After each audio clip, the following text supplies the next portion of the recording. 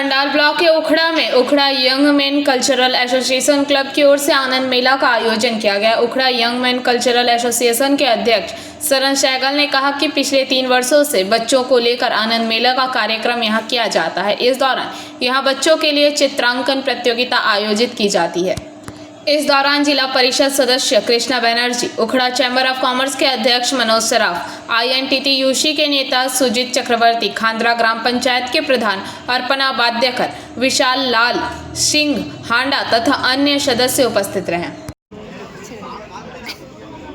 विगत 3 বছর আগে আমার নাতি একটা জন্মদিন এখানে পালন করেছিল। তাতে আমাদের সমাজে যারা পিছিয়ে পড়া শ্রেণীর কচিকাচাদের নিয়ে পড়ে কেক কেটেছিলাম, একসঙ্গে আমরা মধ্যাহ্নভোজন সেরেছিলাম এবং নিজেদের মধ্যে নাচ গান করেছিলাম এবং সেদিন এত আমরা আনন্দ উপভোগ করেছিলাম, এত আমাদের ভালো লেগেছিল ওই অনুষ্ঠানটা করার পর। সেই দিন থেকে আমি ঠিক করি যে এরপর থেকে প্রতি বছরই এই কচিকাচাদের নিয়ে পড়ে আনন্দ মেলা নামক একটা অনুষ্ঠানের মাধ্যমে আমরা এই প্রতি বছরই এই ফেব্রুয়ারি মাসে গত বছর 1 ফেব্রুয়ারি 2025-এ করেছিলাম আনন্দমেলা। এইরকমই অনুষ্ঠান করেছিলাম, তবে তখন আকারে ছোট ছিল, এবারটা একটু বড় আকারে করছি।